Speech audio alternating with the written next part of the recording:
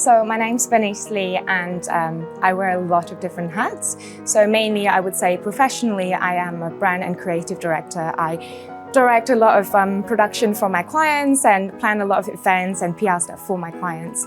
And then I would say my personal work mostly would be on women empowerment and challenging status quo. And I do that through my community social club and also Women Collective, which is a fashion brand.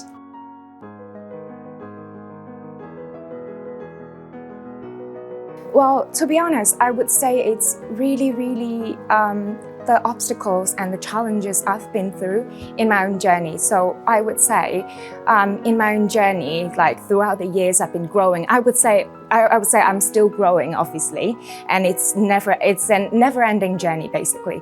And really, it's the struggles that I've been through as a woman, and that I see so many unconscious bias towards women. And I see that, these are obstacles to women's successes. And I believe everybody deserves to be successful. And obviously, then again, when you start to think about all these gender roles, social roles, you start to also rethink about all the definitions of success. What does success mean to you?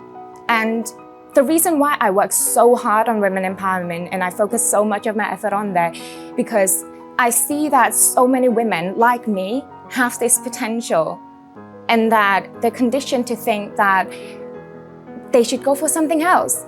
And that I want every woman, not just women, men as well, everyone to be authentic enough to go after what they want so that they can live the most fulfilling life to them.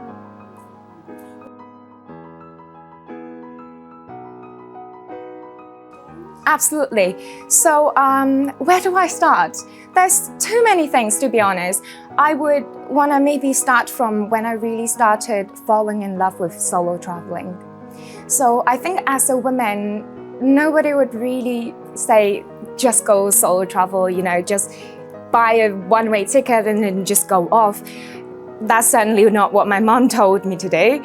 But then I followed my instincts. I was actually going through a breakup, so then I left a relationship, and that I felt like me as a woman, I've lost myself in that relationship because I was framing myself into a mode to be what a good woman should be. And I felt like I totally lost all my passion. I didn't love dancing anymore. I didn't love music anymore. And I just felt so lost. And so I knew I had to walk away from that relationship and then started to focus my time, my effort on myself. And so through solo traveling, I met so many people who made me feel like myself again. And what I say by that, I'm meaning people who make you feel enough just by being you.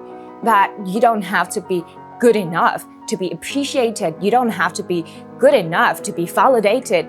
It's that you're a human being and that I love you just the way you are. That was the way I felt through all the connections in my solo traveling, and that I would say there's so many traveling stories I could tell you, but mainly it's because I opened myself to this world that I never thought I would be open to, and that I see that I'm deserving, and that I have a drive, and if I have a drive, that I should go for it.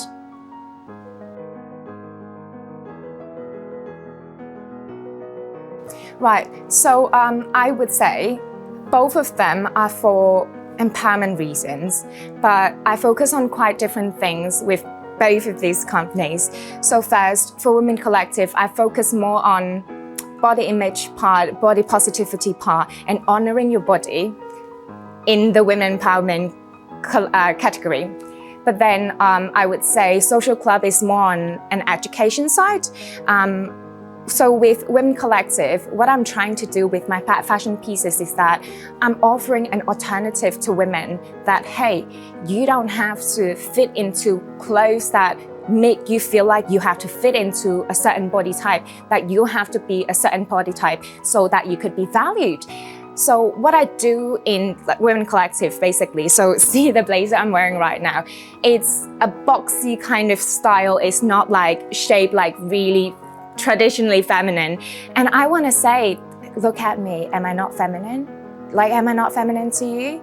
there's no stereotypes, there's no boxes as to what femininity is. And to me, I'm not sure if you've noticed, so the women collective, the word women is called, is spelled WMXN. So, well, I'm a contemporary English studies student. So when I was, designing that, obviously I was thinking, I don't like the gender stereotypes. I don't like the gender roles. That's, so many that causes so many downfalls of so many women out there. And so I was like, okay, let's take out all the vowels. You take all the vowels out as if you've taken all the gender roles, gender stereotypes out, but you could still recognize that it's a woman. Because I didn't have to tell you how to pronounce it, but you knew that it was called women, don't you? So this is the intention behind, to make you begin rethinking, reshaping, okay, so what's femininity? What's my role as quote unquote a woman? And obviously I do that by, giving nice aesthetic and then kind of pushing out a demand that, hey, let's normalize this. Let's normalize the new style of femininity. And with Social Club, what I'm doing is, well, I would say there's many, many things coming. So first off, it will be backed by a podcast that I'll be co-hosting.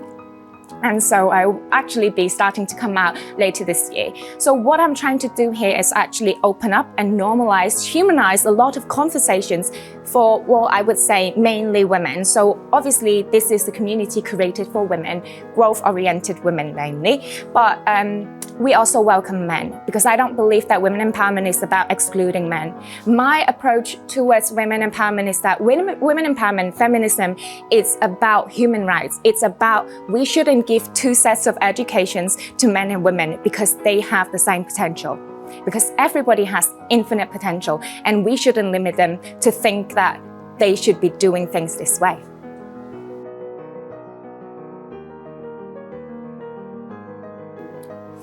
That's a very interesting question, because I think there are two things in there. First, being young. Second, being a woman. And I think, well, I don't want to say all men, but like most of the people out there, if you kind of look pretty, you kind of have to prove that you could work. You kind of have to prove that you have a brain.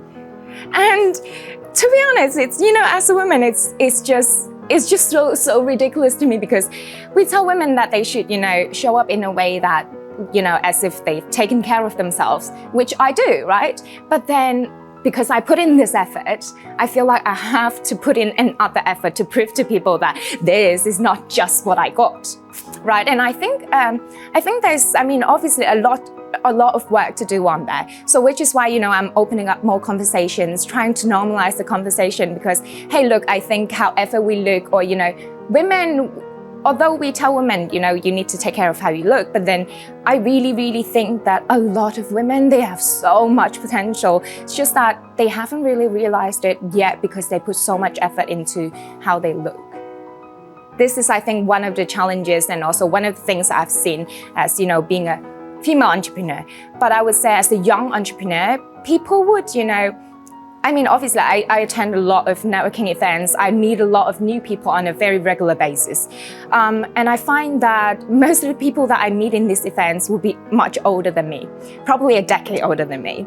And that people just assume that you haven't been through anything that's really tough, and that you don't really know what you're doing, and people will start talking down to you. So I would say actually one of the struggle of being a young entrepreneur is to hold that thought back and actually see and observe what the other person is trying to say to you, or why are they trying to talk down to you, so you don't do what they do in the future.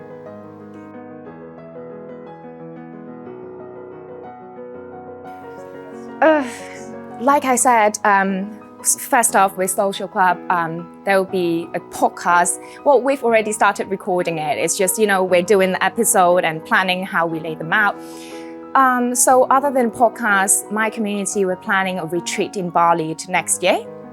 So it'll be something that's hopefully will be, enabling a lot of women to see their authentic self for themselves, and then kind of start going towards what they want in life. But I would say in the future, there are so many things I want to do. First off, I was saying, right, I still play the piano. And one of my dreams in the future that I think I'm going to catch, first off, I'm going to be a boogie pianist. So I love boogie woogie, and it's my favorite kind of music. It sets my soul on fire. I have to listen to it every morning. And I play the piano on a daily basis now. And I've been playing the piano most of my life, for 15 years. And I kind of stopped because I was classically trained and I didn't really enjoy classical music. So I was saying, I'm a dancer, I also play piano. So when you feel the passion you have for dancing, and that you don't feel the same passion for playing classical music, you just know that that isn't for you. And that's so when I got into boogie woogie, I was like, I'm sorry, this is it. And so this is one of the things that I'm going after, right now. And I'm saying probably in 5-10 years, who knows. And another thing, obviously, I will write a book. I know that that's coming. I'm a big believer in manifestation. And when I say manifestation, I don't say, oh, law of attraction, if you think that, then that will, become your reality. That's not my manifestation. Listen, my manifestation is that you visualize your ultimate self. How does she look like? What is she doing? What are some of the beliefs that she has? What does her daily routine look like? So say if my ultimate self is a boogie woogie pianist, what am I doing on a daily basis? Do I practice the piano 15 minutes on a daily basis, or do I do it 4 hours? Or do I take care of myself physically? Do I, am I spiritual? What are some of the beliefs that I have? How do I practice what I preach? All of these things. So when you see your ultimate self and then ask yourself, what am I not doing now? That's the distance. And you can see the distance. If you can see the distance, then you can go for it, right? So then I guess next up, I'll be writing a book, or probably a pianist, and open up more conversations for women, and hopefully bring more change. And, I'm, already very surprised by the changes that I've made to, I won't say the society, but just people around me, because I lead a lot of changes, I would say, through my personal social handle. The way I do it is that I touch on relevant topics that I feel something to, and that I would share my perspective on it, and also share some of my personal experiences as well. And so I get a lot of DMs from strangers, people who follow me. They would actually just open up their private life to me and say, Bernice, this is my struggle. And we would have like a brief and short conversation that I won't say I'm like a therapist, but I try to be helpful, right? And then a few months later, these people always, I'm telling you always, these people come back to me and they say, thank you so much, Bernice, for that conversation. And they normally come back to me with good news, such as, I've got a new job opportunities. I'm working on the generational traumas with my family. I've walked away from a toxic relationship. So when I look at all these as a Christian, I'm just like, this is God's message to me that I must be doing something right in my life, that I must keep going. So I think this is also my drive. So I guess in the future, I'll be doing many things, but who knows exactly what. I can't wait to see as much as you guys.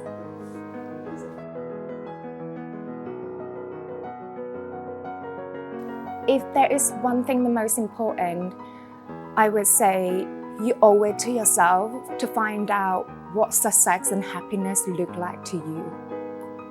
And that's it. Once you find that out, go for it, no matter what anyone says.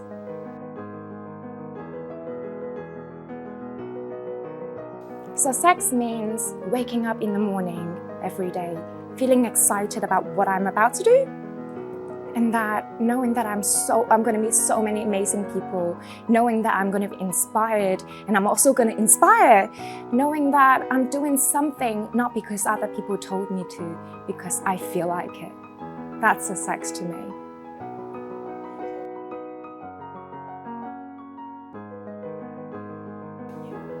Well, I would say in many ways. So first off, in my first year, freshman year, I joined the Dancing Society because, well, I'm a dancer. So obviously I joined something that I could relate to. And I felt, the teamwork there. And I really felt, what does it mean to, be a part of something? And also through that, on the more academic side, I would say, because I'm an English major student, and not only was I offered the chance to travel the world, to see the UK, to live in the UK for a month, and obviously it was up to me to decide that I was going to stay there. But what I'm saying is that, okay, Lingnan gave me that opportunity to be exposed to the UK and the international world. And then also afterwards, there are the common course that I remember this module that I took that's called something like language and gender. I think it's called language and gender. And it's such an inspiring module to me. The lecturer was great, and the way she talked about all those things in this course, I'm telling you that it inspired me to kind of get on my path to be a feminist, to work on women empowerment, because when you see there's so many unconscious bias in that language, you're not running away from that unconscious bias anywhere. Because it's in our language that we use every day.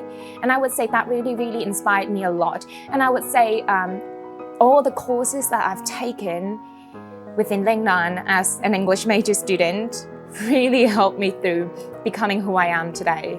So even professionally as a brand director, I need to help my client think of ways to get the brand message out. And the way I do it is through using the right tone of language. And how do I do that? I do that through all the studies from Lingnan. And so I can't be more grateful for all the things that Lingnan's brought me. It's amazing, yeah. And I always believe in, planting the seeds, if you believe in it, like planting the seeds. So basically, I always believe in something that you say or something that you feel. It is a seed that's been planted, and that in the future, there will be one day where you see the flower. So say when I was studying in Lingnan, I probably didn't know that that module was going to do so much to me. But then standing here, being where I am today, I look back and I know where I came from. Lingnan gave me the opportunity.